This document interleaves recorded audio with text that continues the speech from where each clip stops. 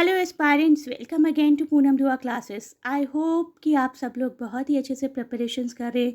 Please tell me through comments about your preparations and strategies that you people are following. Let us cover some important topics in form of these 50 questions. This is the part 3. दो parts हम already cover कर चुके हैं जिसका link आपको description में मिल जाएगा. And here it is part 3 of the video. We will start with question number 21.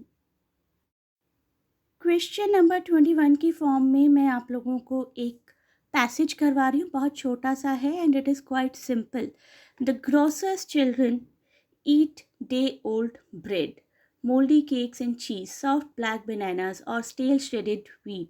Vivid rice their plates, heaped high with wilted green, bruised fruit, surprise treats from unlabeled cans, tainted meat. The grocer's children never go hungry. This is the last line.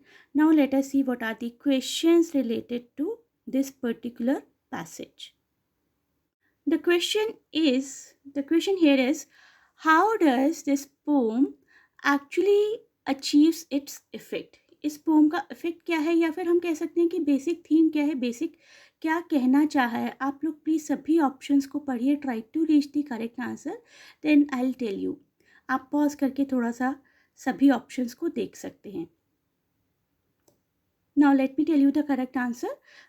Option number B is the right one. It presents a series of inedible fare in the face of the basic need to eat.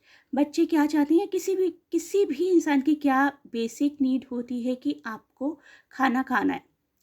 खाना खाना और पानी पीना शायद इंसान की सबसे basic ज़रूरतें होती हैं. उन्हीं ज़रूरतों को यहाँ पर प्रेजेंट किया गया है. The poem achieve its effects that it presents a series of inedible fare in the face of the basic need to eat. Basic need तो है उनकी खाने की, लेकिन जो खाना उनके सामने रखा है वो एडिबल नहीं है, एक्चुअली इनएडिबल है, नॉन न्यूट्रिशियस है. मोल्डी केक आप देख पाएंगे वहाँ पर, मोल्डी केक बताया गया है. चीज़, सॉफ्ट ब्लैक बनानास हम किसको कहते हैं, जो कि ख़राब हो चुके होते हैं. स्टेल्ड व्हीट, विविल्ड राइस, सब कुछ ऐसा रखा गया है जो कि शायद खाने लायक नहीं है, but it is against the basic need of eating. जब किसी को भूख लगती है तो I think they can eat anything that is present in front of them. Question number 22. What is suggested by the word tainted in line 11? पहले मैं आपको आंसर बता देती हूँ, then I'll take you back to the poetry and we will understand why we are saying this answer. It means spoiled.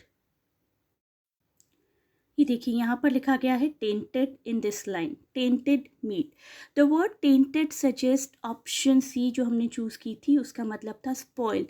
Taint means the effect of something bad or unpleasant that spoils the quality of something. Okay, so taint word use किया जाता है कोई ऐसी चीज़ जो कि खराब हो चुकी है, it is no more usable, then we use the word tainted or spoiled. Next question number 23. Whose point of view seems to have been stated in the poet? The grocers, the children's, the narrators or the poets? Okay, तो we can से कि poet का direct view point भी नहीं है. Poet ने एक narrator को यूज़ किया यहाँ पर. ना ही ये ग्रॉसर का व्यू पॉइंट है, ना ही ये बच्चों का, चिल्ड्रंस व्यू पॉइंट है.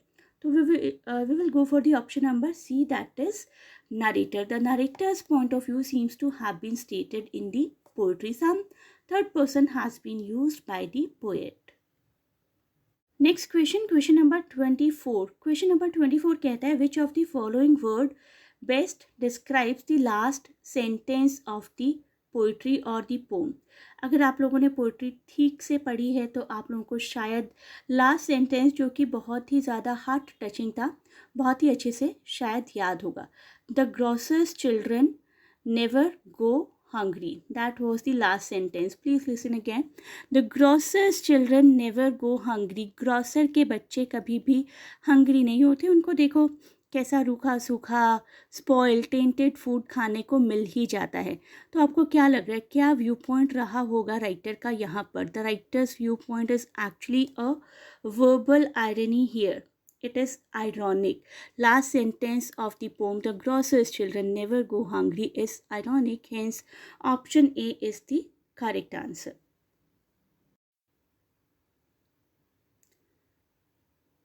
Next question, question number 25. Which of the following sociologists' ideas on the practice of receiving and giving gifts are used by J. Hillis Miller to reinforce her argument in the essay Critique as Host?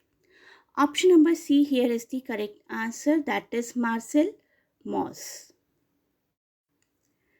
एक ऐसे है लिखा हुआ Joseph Miller के बारे में जान लेते हैं पहले. जोसेफ मिलर एक important humanities and literature scholar हैं. His the critic as host एक इन्फ्लुएंशियल पीस है जो कि सबसे पहले पब्लिश हुआ था 1976 में. ठीक है, critic as host 1976. In this essay, M.H. Abraham argued that there is a fixed univocal meaning for a text, and if one uses deconstructive strategies, history will become impossibility. Deconstruction के बारे में आपको जानना बहुत ज़रूरी है इस आंसर को समझने के लिए. Miller here quotes the concept of Marcel Mauss from The Gift. The word gift, in fact, in various languages contains puns or figures which deform the logic or non-logic of the relationship of parasite and host.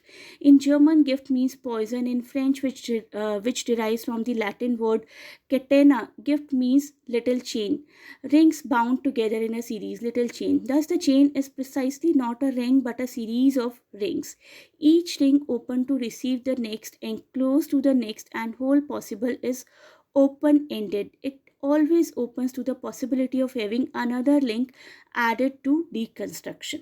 तो जब हम deconstruction की बात करते हैं तो meaning कभी भी स्टेबल नहीं रहता. Meaning can change from word to word, place to place. इसका करेक्ट आंसर है मार्सेल मॉस. अपने इस ऐसे में मिलर ने उनकी एक कोट को कंसेप्चुलाइज किया हुआ है, मार्सेल मॉस की कोट को, जो कि उन्होंने मार्सेल मॉस के लिखे हुए आर्टिकल द गिफ्ट से ली है. Next question, question number 26. What does Harlem Renaissance refer to? आप लोग सारी ऑप्शंस को पढ़िए, ध्यान से देखिए, then reach to the correct option. Pause कीजिए, सोचिए थोड़ा सा. Now let me give you the right answer. Answer is option number B. A period of remarkable creativity in literature, music, dance, painting, and sculpture by African Americans from the end of the First World War to early 1930s. First world war का and कब हुआ था? 1918 में. तब से लेकर 1930s तक we can say this moment was there. So Harlem Renaissance refers to flourishing of African American literature during the periods of 1920s and 30s. आइए चलते हैं नेक्स्ट टू क्वेश्चंस की तरफ. Question number 27 and 28. In questions को solve करने के लिए हमें कॉम्प्रीहेंशन को एक रीडिंग देनी होगी, क्लोज स्टडी करनी पड़ेगी हमें. It is an axiom in mental philosophy that we can think of nothing which we have not perceived. अगर हमें किसी चीज़ का एक प्री आइडिया नहीं है, हम उसको इमेजिन नहीं कर पाएंगे, विजुलाइज नहीं कर पाएंगे, कंसेप्चुलाइज नहीं कर पाएंगे. आगे देखते हैं क्या लिखा है. When I say that we can think of nothing, I mean we can imagine nothing, we can reason of nothing, we can remember nothing, we can foresee nothing. जब नथिंग को ही हम लोगों को परसीव करना पड़े तो we will imagine nothing actually. The most astonishing combination of poetry, the subtlest deduction of logic and mathematics are no other than combinations which the intellect make of sensations according to their own law, or we can say own pre-knowledge. A catalogue of all the thoughts of the mind and of all the possible modifications is a cyclopedic history of the universe. कोई भी catalogue या कोई भी paper या whatsoever we speak or utter, that exists only because of the cyclopedic history of the universe. Cyclopedic से मतलब हम कह सकते हैं कि एक ऐसा circle which never ends, the circle of knowledge, जो कि हमेशा चलता आया है, हमेशा चलता रहेगा. कुछ ना कुछ नया हर कोई सीखेगा, और हिस्ट्री से जो हमने सीखा है वो भी हमारे साथ हमेशा कैरीड रहेगा. Here is question number 27. देखते हैं क्वेश्चन में क्या पूछा गया. According to the passage given, which of the following correctly captures the meaning of a cyclopedic history of the universe? Please have a look at all the options minutely and then we will reach to the correct answers. The correct answer here is option number A. The knowledge about the universe from its beginning to its possible end. Knowledge जो है वो एक circle है, never ending circle. We can also call it cyclopedic history. The knowledge about the universe from its beginning to its possible end correctly captures the meaning of cyclopedic history of universe. Next question, question number 28. According to the writer, perception is the basic epistemology. Which one of the following is the other accepted epistemology? सबसे पहले बहुत ज़रूरी हो जाता है कि हम लोग समझें epistemology क्या है. Epistemology is nothing but the theory of knowledge, especially with regard to its methods, validity and scope, and the distinction between justified belief and opinion. एक philosophy की branch है. It is a branch of philosophy, not only of philosophy but of language and experience as well. Okay, so यहाँ पर हमारा question क्या कह रहा है? According to writer, perception is the basic epistemology. Which one of the following is the other accepted epistemology? Other accepted epistemology is inference.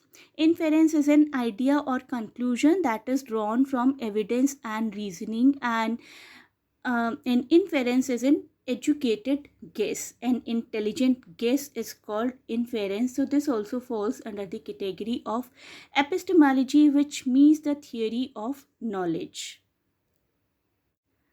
Next question, question number 29.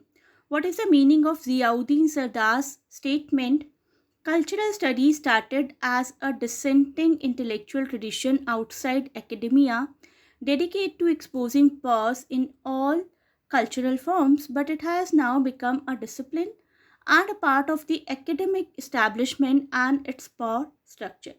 Ziauddin Sardar जिनको की cultural studies के साथ associate किया जा सकता है, उनका दिया हुआ ये स्टेटमेंट है अबाउट कल्चरल स्टडीज़ की.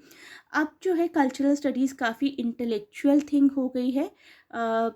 Study started as dissenting intellectual tradition outside academia. पहले आउटसाइड एकेडमिक फील्ड शुरू हुई थी, but now it has been institutionalized. That is the answer, option number C. This statement, cultural studies started as a dissenting intellectual tradition outside academia, dedicated to exposing power in all its cultural forms, but it has now become a discipline and a part of academic establishment and its power structure. This refers to institutionalization. Institutionalization refers to the process of embedding some conception within an organization, social system or society as a whole. कोई ऐसी चीज़ जो कि बहुत individual से, बहुत minuteness से शुरू होकर बहुत जनरल हो जाती है और सोसाइटी में प्रिवेल हो जाती है. That is what we will put under the category of institutionalization. Next question, question number 30. What is the meaning of langue in Saussurian linguistics? Individual speech acts an organized system of differences, the dialectic between thought and speech, the language in the abstract sense. The correct answer is option D. Langue and parole, इनकी स्टडी को हम recently भी कर चुके हैं एक question में. According to Ferdinand de Saussure, langue means language in the abstract sense and an organized system of differences. It is composite of all traits of language. Think of it as a big container and that hosts all the part of the language we use it.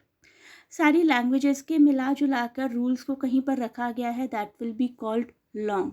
Particularly the image and words that come to mind and the sound to symbol connection and the logical rules, the tenses structure, anything that occurs to our mind when we speak is called long. All of those images, word meanings, sub meanings comprise long, and parole is basically the practical usage of those rules into your daily life. So long and parole, very basic, very important, very significant concept given by Ferdinand de Saussure. So this was it for this part of the video. Please wait for the next part. Share and subscribe the channel. Give your valuable feedbacks. Thanks for watching and best of luck for your exams.